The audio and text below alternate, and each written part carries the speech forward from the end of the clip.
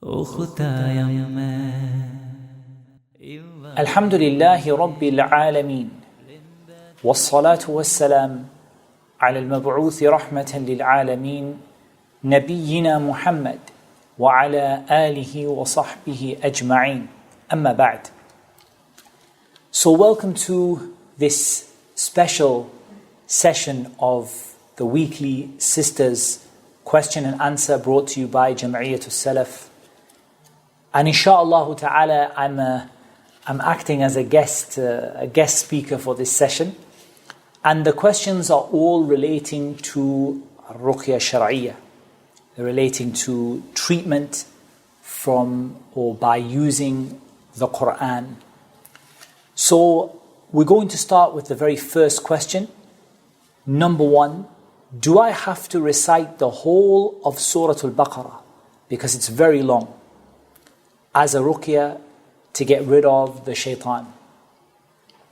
So there are a number of virtues to reading Surah Al-Baqarah. The Prophet ﷺ said, "Inna akhdaha barakah wa tarkaha hasra wa la yastati'uha al-batala." Or kama qala sallallahu alayhi wa sallam. He said that whoever takes Surah Al-Baqarah will be a blessing for them, and whoever leaves it, it will be a loss for them, and the magicians cannot do anything against it. So that in itself is very, very good. At the same time, we don't want a person to burden themselves. لا يكلف الله نفسا إلا وسعها. Allah doesn't burden a person with more than they can bear. And that which is small and regular is better than that which is long and inconsistent. So some people, for example, they will read Surah Al-Baqarah in one day and they finish. And the next day they don't read. And the next day they don't read. And the next day they don't read because they became tired. So it's better that you do what is regular, because the most beloved deeds to Allah are the most regular. Adwamuha, the most regular and the consistent, even if they are very small. So my recommendation is like this. Start with what you can manage in each day. I usually recommend to people around about 45 minutes every day. This can be from Surah Al-Fatiha. It can be from a little bit of Surah Al-Baqarah. For example, focusing upon Ayatul Kursi, the end of Surah Al-Baqarah. آمن الرسول بما أنزل إليه من ربه والمؤمنون. And the last three surahs of the Quran, that is Surah Al-Ikhlas, قل هو الله أحد, Surah Al-Falaq, قل أعوذ برب الفلق, and Surah Al-Nas, قل أعوذ برب الناس. And there is no harm in repeating it. But a person, when they repeat it, they shouldn't be choosing like these numbers which people give, like 50 times or 100 times. But let them read it as many times as they want for the time. And if they read it 3 times or 7 times, then there is a sunnah for this. Let a person also not forget to recite the dua that the Prophet ﷺ used to make. For example, أذهب البأس رب الناس اشف وأنت الشافي لا شفاء إلا شفاؤك شفاء لا يغادر سقما. O Allah, make the pain go away and cure, you are the cure. There is no cure except your cure, a cure that leaves no sickness. Then if a person finds this 45 minutes is not getting the result that they want and they think they need to do more, then maybe they can start by dividing Surah Al-Baqarah over 3 days. So they finish every 3 days. And then if they find that they need more, they can continue more and more until they find the balance for what they need. Yes, it is long, but a person should try to find that enjoyment in reciting the Quran so it becomes a habit for them. But I would certainly say that consistency is more important than quantity, and Allah Azza wa Jal knows best. Our second question, what is the best time to recite for Ruqya? Now the question has said Surah Al-Baqarah, but I want to make this question general. What is the best time to recite for Ruqya? There are really 2 answers to this question.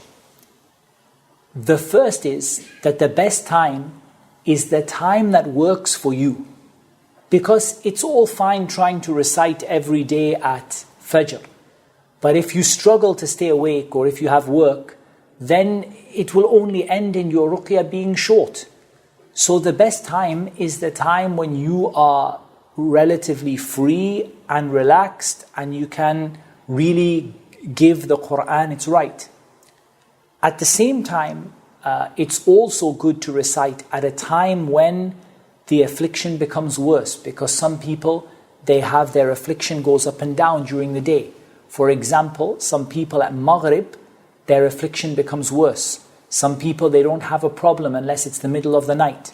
So it's good in these kind of cases to recite at the time in which the person is suffering.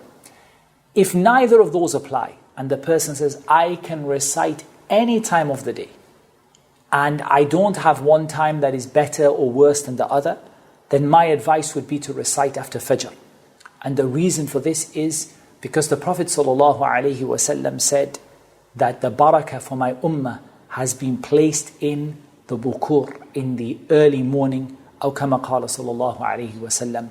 So my advice would be that if you are open to any time, the most barakah is after Fajr.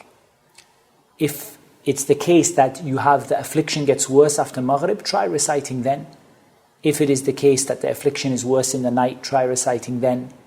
And if it's the case that you are busy at certain times, choose a time when you are more relaxed and you are more concentrating, and Allah knows best. Our third question. Every year in the same month, I see a dream. In that dream, I see someone doing black magic to separate me from my partner and get married to me. Can this really be because of black magic? The answer to this question, first of all, is that a person should put their trust in Allah subhanahu wa ta'ala and turn to Allah to protect them. And if Allah protects them, then there is nobody that can harm them. فَاللَّهُ خَيْرٌ حَافِظًا. Allah is the best to protect you. And the protection of Allah, it comes from many different things. It comes from having the right belief in Allah. It comes from following the sunnah of the Messenger of Allah sallallahu alaihi wasallam.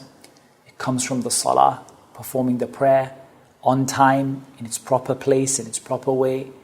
It comes from at-taqwa, doing everything you can to obey Allah and everything you can to avoid disobeying Allah. It comes from ad-du'a and ad-dhikr. It comes from reciting the Quran, and it comes from remembering Allah in every different kind of situation. And when a person puts their trust in Allah, وَمَنْ يَتَوَكَّلْ عَلَى اللَّهِ فَهُوَ حَسْبُهُ, then Allah is going to keep them safe. And the Prophet ﷺ said in the hadith of Abdullah ibn Abbas, احفظ الله يحفظك. If you guard what Allah told you to guard, Allah will guard you. So for example, Allah told you to guard the prayer, حافظوا على الصلوات والصلاة الوسطى. Guard the prayers, especially the middle prayer, the Asr prayer. If you take care of this, Allah will take care of you. That's the first thing. The second thing is that this dream has one of 2 or 3 possibilities. The first is that it could be a dream that is from Allah. Now generally, dreams from Allah are good dreams, but sometimes the dream, at least it has to be truthful.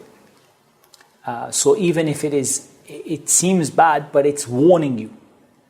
And if this is from Allah, one of the signs is you will not have terror after it. You will not be terrified. But you will wake up with a purpose that, okay, I know this is being tried. I feel that it's true. Inshallah, I'm going to work my hardest. I'm going to seek Allah's protection. And I'm going to treat myself and my family if that is needed. If, on the other hand, this dream, it gives you nothing but terror, and you wake up just terrified, and you feel like there is nothing you can do, then it's more likely that this dream is from the Shaitan. Because bad dreams come from the Shaitan, and the Shaitan doesn't know what is happening to you and doesn't know what's going to happen to you tomorrow. And the third possibility is that sometimes dreams are mixed up from the person's self, but it's unlikely to see the same dream in the same month every year when it is a mixed up dream from yourself. That's less likely. So if you are protecting yourself with a comprehensive means of protection, then what happens if someone is trying to do black magic? Well, first of all, then in this case, you should have a treatment program. So we mentioned a treatment program in the beginning of this video, which is a suggested program of 45 minutes a day. But I don't think you need to do this program unless you see that this is actually happening. If you don't see it's happening, you only need to protect yourself by turning to Allah. And whoever Allah keeps safe, there is nobody that can harm them. So we ask Allah subhanahu wa ta'ala to keep you and your spouse safe. And we ask Allah subhanahu wa ta'ala to remove the afflictions from all of the people who are suffering. The fourth question. When doing ruqya, like listening to ruqya or doing own ruqya, do you have to cover properly? If a woman wears hijab to cover herself while in her own house, and is wudu necessary? So this is something which culturally a lot of people believe, that a woman, she has to be covered completely when she recites the Quran. But we don't see that there is an evidence for this in the Islamic texts. And Allah knows best. If she wants to cover herself, she can cover herself. And if she wants to recite while she is without her hijab, then we don't see any reason why she has to wear the hijab to recite the Quran. We don't see any evidence for that from the hadith of the Prophet ﷺ. Rather, our Messenger ﷺ used to remember Allah in every different situation, in everything that he was doing. Sleeping, standing, sitting, whatever he was doing, he would be remembering Allah. So there is no harm in a woman reciting the Quran without covering herself. But she should be dressed appropriately. I mean, the Quran has to be given its proper respect, right? So she should be, dressed in a reasonable way, but I don't see that she has to have a hijab, and Allah knows best. As for wudu, it's better to have wudu.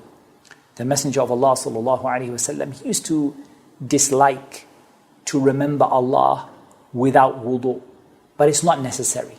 So a person shouldn't make hardship for themselves in this, especially if they are struggling or if they find it difficult to keep their wudu. They shouldn't make a hardship for themselves. Allah hasn't made for you in this religion any haraj. He hasn't made for you hardship in this religion. So a person should do what is easy for them, but if they can stay in wudu, this is better. And there are many rewards which are mentioned for the person who is keeping to their wudu. And Allah Azza wa Jalla knows best. Question number 5. How many days does it take for ruqya to work? This is a very, very beautiful question. The reality is that there is no real answer that I can give you for this, because everybody is different. First of all, how severe is the case? Some people's case is quite severe. How long has it been with a person? How religious is the person and how close to Allah are they?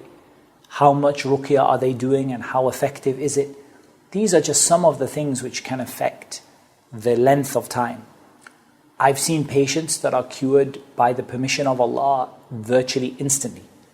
And I've seen patients that are cured within a week. And I've seen patients cured within a month. And I've seen patients go years and years and years. And Allah Azza wa Jalla has not yet decreed for them for their cure to happen. So all of this is in the hands of Allah. But primarily, a person needs to do two things. They need to trust in Allah, and they need to do the necessary actions. So trusting in Allah is one thing, and doing the necessary actions is one thing. So if we look at the necessary actions as it relates to speeding up the ruqya process, then definitely turning to Allah and tawbah and getting near to Allah is one of them. Having a good ruqya program and really doing it properly according to the sunnah is one thing. You can't really control the affliction that you have, but certainly treating yourself quickly is very important. The quicker you treat yourself, generally speaking, the more effective and the quicker the ruqya will be, generally speaking. And a person who keeps themselves protected is less likely to be afflicted by a very serious ruqya, a very serious affliction. So for example, the Prophet ﷺ, the magic that was done to him by Labid ibn al-Asam, this magic was very, very severe. And in fact, this magic was done with the misht and mishata. It was done with the comb and the hair from the comb. And it was done to kill the Prophet ﷺ. But what happened to the Prophet ﷺ? he just started to be a little bit, in his worldly affairs, a little bit forgetful about, the worldly matters. It was a very small difference for him. Why? Because the closer the person is to Allah, the more protected that person will be, even if the magic is very severe. Even if the magic is sihrun azim, it's a very severe magic. But still the person will insha'Allah ta'ala be protected, and the effects will be less upon them. So generally these are the things that can affect the timing, and ultimately it's in the hands of Allah. And I always remind people about the time for Ruqya to work.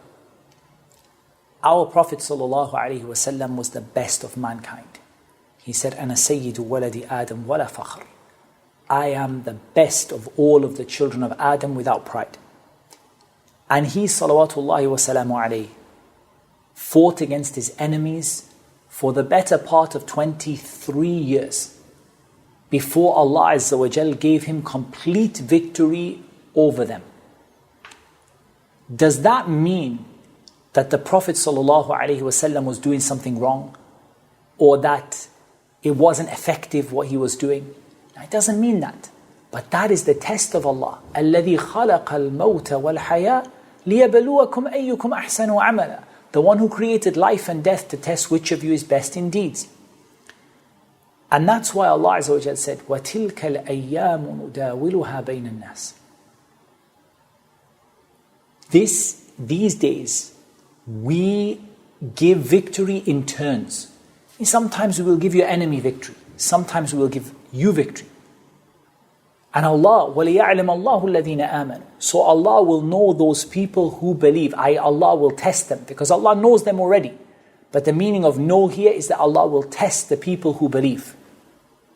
And Allah will take from them, from you, those who believe among you, and Allah will take from you shuhada. And Allah Azza wa Jalla will take from among you shuhada, people who sacrifice themselves for the sake of Allah. So ultimately, the fact that if someone's affliction goes on for a long time, a person might be tested because of their iman. Their affliction might last longer because of the state of their iman. Because they are closer to Allah, and because Allah subhanahu wa ta'ala tests the person according to their iman. So the prophets were tested the most, alayhimus salatu wassalam. Then those who follow them and those who followed them. And a person would be tested until they walk on the earth with no sin. So in reality, a person shouldn't get too attached to how long it takes, but just do the necessary actions and put the trust in Allah, and Allah knows best. Question number 6. Is there a specific ruqya for the evil eye, black magic, and to get rid of the shaitan? Many of the scholars recommend specific types of ruqya. However, if we look at the sunnah of the Messenger sallallahu alaihi wasallam, we don't see such a distinction. And there is no harm in it. There is no harm in a person reading, for example, who is affected by magic. So they read some of the ayat related to magic. For example, they read وَاتَّبَعُوا مَا تَتْلُو الشَّيَاطِينُ عَلَى مُلْكِ سُلَيْمَانَ. And there is no harm in the person who is afflicted by the touch of the jinn, reading Surah Al-Safat or Surah Al-Jinn. And there is no harm in a person who is touched by the evil eye, reading some of the ayat which mention the evil eye.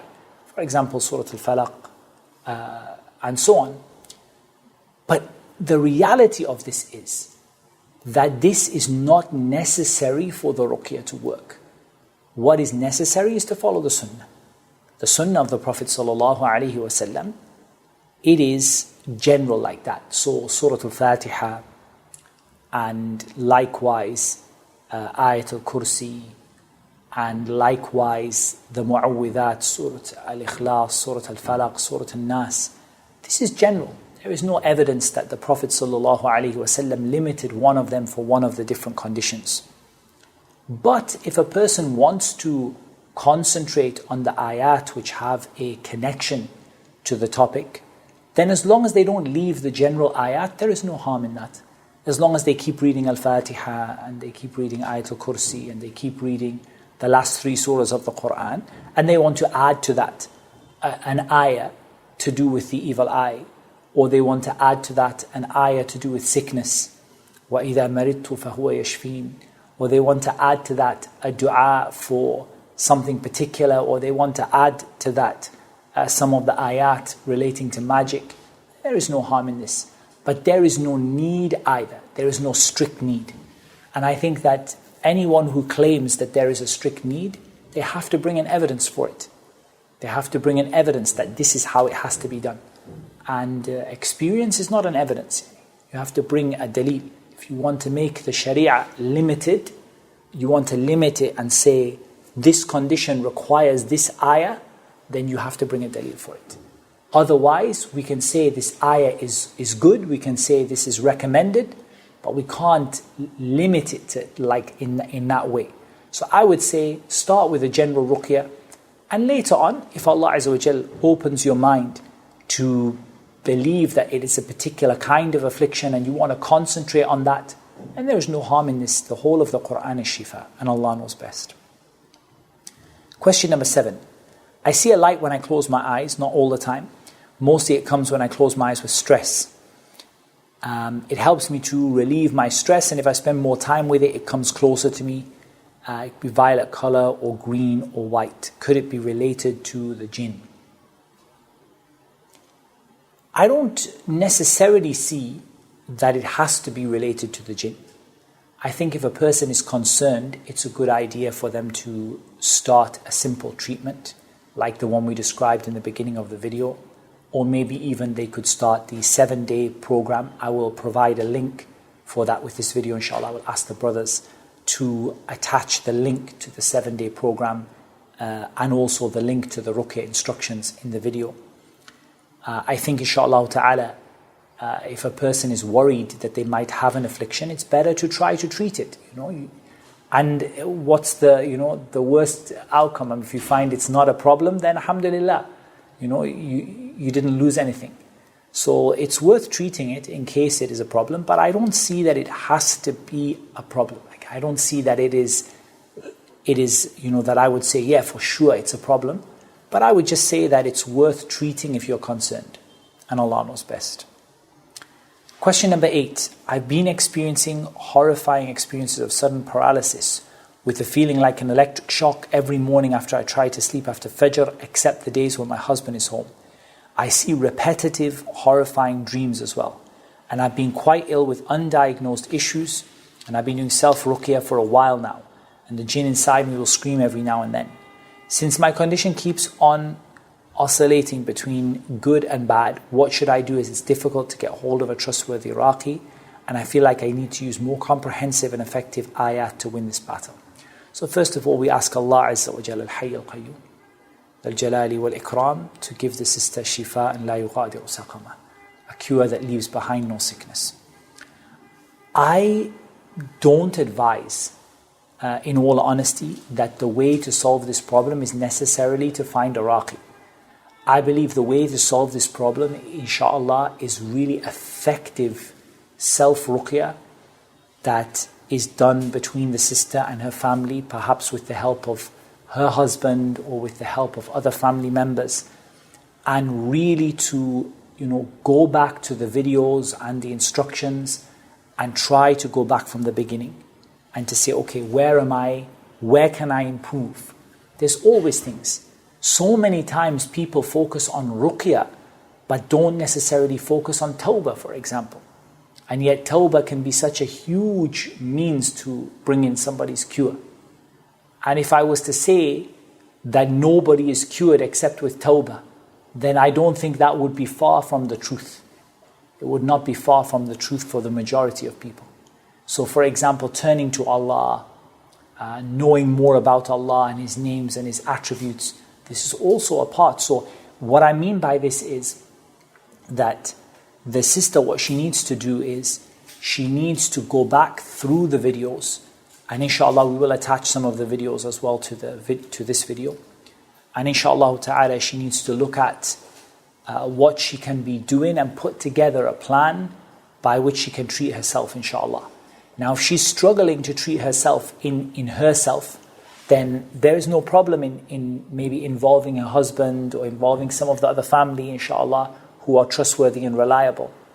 But I think the difficulty with finding a Raqi is that, to be honest, any Raqi who is sincere and who is good at what they do by the permission of Allah will be so busy they will really struggle to find the time to help. And the people who they will find are either not trustworthy, or there are issues like it's expensive or it's difficult, or they just don't have the time to be able to help you. So for me, I feel that the way to go is self-ruqyah, but it just needs more investigation as to how to do it more effectively. And every ayah of the Quran is effective, every single ayah. But it's down to the person and down to them studying how to do this properly, so that inshaAllah ta'ala they can get the most out of it. And I know nothing better, wallah, than the person to turn their heart to Allah and to put their trust in Allah and to look at the times when their dua is accepted and to make use of those times, and then to recite the Quran with conviction and certainty in the power of Allah subhanahu wa ta'ala and in Allah's relief and Allah's help. And this person inshaAllah ta'ala will be absolutely fine by the permission of Allah Azza wa Jal. And Allah Azza wa Jal knows best. Question number 9. Is there a ruqyah which I can do for a child who has constant tantrums or crying? Yes, there is. And this was the advice of the Prophet sallallahu alaihi wasallam. He came across a child that was crying, and he mentioned, why did you not seek ruqyah for them? Why did you not seek ruqyah for them? And he mentioned that this child was suffering from an-nadara, from the evil eye, and some of the scholars said the evil eye of the jinn. In any case, for sure, when children are having constant tantrums and crying, it's very good to do ruqyah for them, and you can use generic ruqyah with Surah Al-Fatiha and the Mu'awwidhat, the last 3 surahs of the Quran, Ayatul Kursi and so on. It's very, very good. And some du'as and adhkar and so on, as we mentioned. I think this is the advice of the Prophet sallallahu alaihi wasallam. Did you not ask for ruqyah for that child?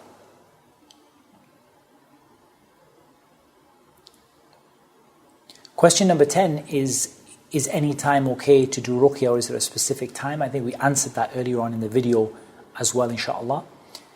It's been quite some time since I have started, this is question number 11. It's been quite some time since I have started getting treatment through ruqyah for sihr. The Raqi is a very trusted individual from here. And at the beginning of the treatment, he said that there was sihr, envy, house possession, and a touch of jinn. Now I'm on my 4th session, and he has said the condition has improved a lot, alhamdulillah. Also, as per his knowledge, there is now only the touch of the jinn remaining.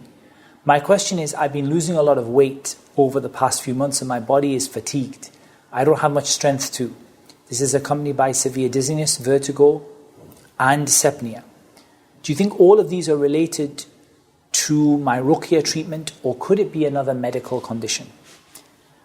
I think my starting point would be that they are related to the ruqyah condition. That would be my starting point. But if the ruqyah treatment is ongoing and the person feels that they are still suffering from these, then there is no harm in a person looking for permissible medical treatment. However, one of the things which you can see is sometimes when a person looks for medical treatment, and I mean permissible medical treatment, that when it is jinn related, the medical treatment really doesn't help. It's not effective. And often the doctors are very puzzled. Why is this person suffering from this when the medical treatment is not working? But if the medical treatment is making a difference and it's helping, and it has no negative side effects, then I see no reason why a person should not treat some of their symptoms medically if they feel that it's helping, as well as continuing the ruqyah.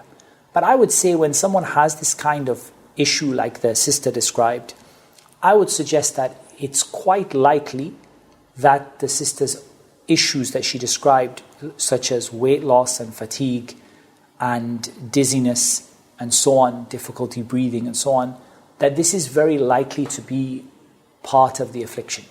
But that doesn't mean that she shouldn't treat it with medical treatment if she thinks that that is what is needed. And if it's the case that she's getting some improvement from that, then all of the cure is from Allah. But Allah subhanahu wa ta'ala placed on this earth asbab, causes for cures. And one of the causes, Allah Azza wa Jal placed is medicine. The Prophet ﷺ said, تَدَاوُ وَلَا تَدَاوُ بِالْحَرَامِ أو كما قال. He said, seek a cure and don't seek a cure with that which is haram. So there is no harm in a person seeking a medicine, taking a medicine, تَدَاوُ, take a medicine, but don't take a medicine that's haram. Nah, and Allah knows best. The 12th and last question for this session today. Me and my husband lived a happily married life for 15 years and we have a son, alhamdulillah. But all of a sudden, my husband started disliking me, won't talk to me. This makes me so sad. Now both of us want to divorce, though we don't have a solid reason. We did Ruqya but didn't see any result. So first of all, we ask Allah subhanahu wa ta'ala, Al-Hayy Al-Qayyum. We ask Allah Azza wa Jal to bring these people, bring their hearts together upon good. And we ask Allah subhanahu wa ta'ala to keep them safe from the Shaitan, the plots of the Shaitan. There is no doubt that estrangement between husband and wife is from the things which make the Shaitan happy. We know the hadith of the Prophet sallallahu alaihi wasallam in which he mentions that Iblis puts out his throne on the water and he sends out his armies or his detachments, and they come back and they report what they did. And one of them comes and says, I did such and such a thing. And Iblis says to him, you did nothing. And one of them says, I did not leave this person until I broke between the husband and the wife. And Iblis, he hugs him and he keeps him close to him. And this tells us that the Shaitan loves for people to break up, for marriages to break up. Sometimes that is through the means of the jinn and the Shaitan. Sometimes it is through waswasa. Sometimes it's through suspicion and doubt. Sometimes it is through other reasons. But I think it is, first of all, the way to deal with this issue is in two ways. Number one, I think if you believe that it is unexpected and there doesn't seem to be a real cause, like you said, you don't have a solid reason, then I think you should treat it with Ruqya, both of you. And you can share this advice with the brother, may Allah bless him, and of course the advice to yourself, that you should, by the permission of Allah Azza wa Jal, you should both take this treatment. And take it with an open mind. That's the first thing. And it should be continuous. That's very important. The second aspect is, because we don't know this is a Ruqya issue for sure, it doesn't also hurt to get some support and counseling for the marriage. I think this is not a bad thing at all. And yeah, it is true that some marriages just end. And Allah did not make divorce haram, that it can never end, a marriage can never end.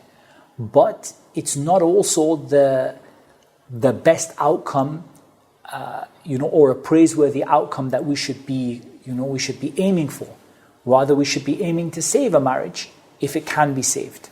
So I think it's worth getting some support, somebody who is good at, looking at the marriage and looking at what needs to be done. And this alongside the Ruqya. And this way, inshallah, will deal with the issue from both sides. From the side of Ruqya Shar'iyya and from the side also of marriage counseling and support. And we don't know which of the two sides Allah Azza wa Jal is going to bring the cure from. So I would suggest all of these along with a dua and turning to Allah subhanahu wa ta'ala. So that brings us to the end of the questions that we had that were submitted and selected to be answered in this session.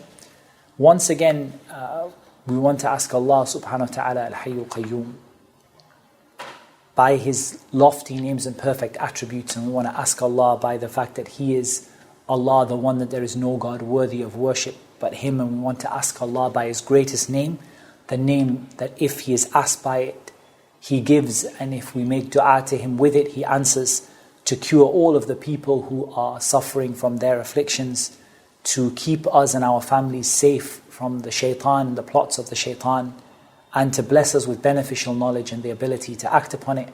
That's what Allah made easy for me to mention in this session, and Allah Azza wa Jal knows best. Wassalatu wassalam ala nabina Muhammad wa ala alihi wa sahbihi ajma'in.